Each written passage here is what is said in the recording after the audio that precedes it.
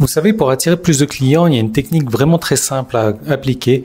Il suffit tout simplement d'ajouter de la valeur perçue à votre produit et je vais vous montrer comment faire dans cette vidéo.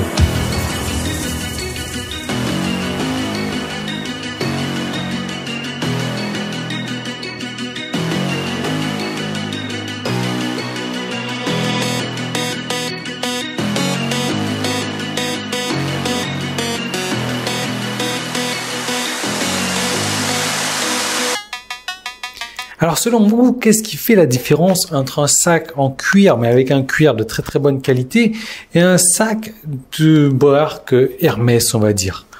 Eh bien, il y a déjà l'étiquette Hermès, et surtout, il y a 22 000 € de différence. Et c'est cette perception de toute la valeur, donc de cette petite étiquette Hermès, qui fait la différence. Bon, bien entendu, il y a une petite anse en or 14 carats sur le sac Hermès, mais ça ne justifie pas les 22 000 € de différence qu'il y a. Il y a un sac avec un cachet social et qui génère l'envie chez les autres, surtout chez les autres femmes. Et il y a un sac de haute qualité quand même, un sac donc avec un très bon cuir, très bon matériel que certaines femmes vont préférer plutôt que d'avoir de la marque. Et donc pour augmenter cette valeur perçue, il existe une technique gratuite et plusieurs techniques gratuites, je vais vous montrer lesquelles, et facile pour modifier cette valeur perçue. Pourquoi? Parce qu'il y a quelque chose qu'il faut vraiment savoir, c'est que un utilisateur, une personne qui veut acheter votre produit va accepter de dépenser son argent, d'investir son argent, si pour elle la valeur qu'elle va recevoir vaut plus que son argent. Donc c'est vraiment important donc de monter la valeur de votre produit pour pouvoir améliorer vos ventes. Donc il y a déjà quelque chose de fondamental à faire, c'est de toujours aider le client à se sentir bien à propos de son achat, à propos de lui-même, à propos d'eux-mêmes, en fonction de la décision qu'il a apportée, qu'il a prise. Donc, peu importe l'achat qu'il ait fait, rassurez-le après son achat. Ça va vous éviter des demandes de remboursement. Vous savez, je vais vous donner un autre exemple. Il y a une voiture un peu de type Smart. Donc, la même voiture qui a été construite dans la même usine, il y a eu exactement 28 000 $ de différence. Il y a cette voiture, c'est la Toyota Scion IQ qui est sortie donc chez Toyota au tarif de 17 000 € et cette même voiture a été fabriquée dans la même usine avec les mêmes personnes et Aston Martin l'a vendue avec sa marque à 45 000 €. Même voiture, exactement la même chose, 45 000 $. Donc vous voyez, la valeur perçue, c'est vraiment quelque chose de très très important. Donc première possibilité pour augmenter la valeur perçue, c'est d'appliquer une marque sur l'objet. Simplement, ni vous ni moi ne nous appelons Hermès et encore moins Aston Martin.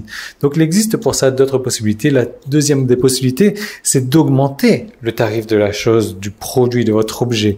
Et moi j'en ai fait l'expérience, c'est-à-dire que je vendais une formation à 147 €, j'ai fait un test de tarif à 177 €, 197 €, 237 €. Il se trouve qu'à 237 €, cette même formation se vend beaucoup mieux qu'à 147 €.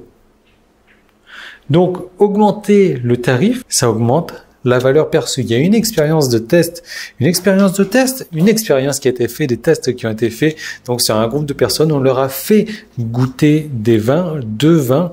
Donc, un premier vin, on leur a dit que la bouteille coûtait 5 $. Le deuxième vin, on leur a dit que la bouteille coûtait 45 $. Alors, je vous laisse deviner que ce groupe de personnes a décidé que c'était la bouteille qui coûtait 45 $ qui avait le plus de valeur. Et pourtant, c'était le même vin. Ouais.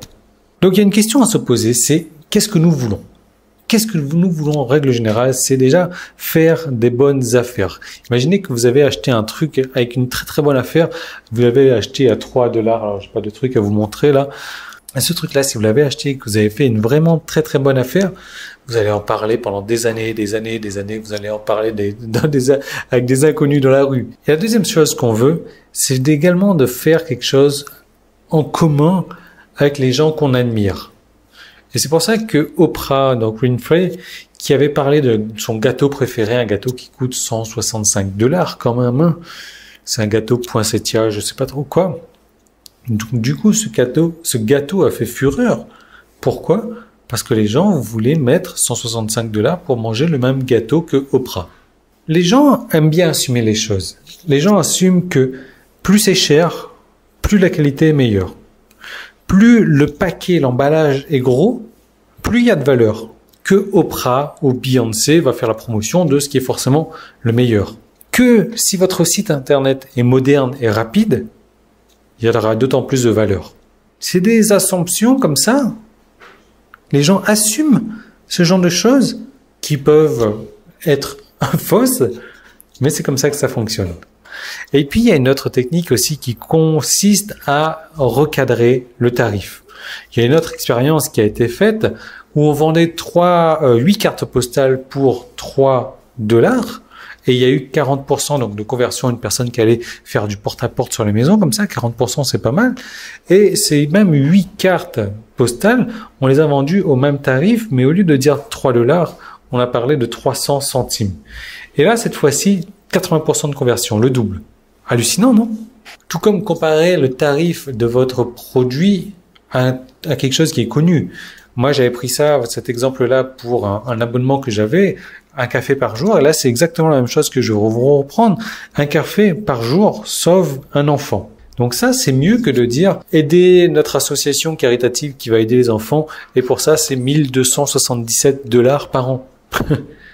C'est la même chose que de dire un café par jour, simplement un café par jour, ça semble plus facile à sortir. D'ailleurs, il y a le vocabulaire que vous choisissez qui est intéressant également. Vous savez, quand les gens vont acheter un stylo Montblanc, vous n'allez pas dire « Ah, c'est un stylo cher ».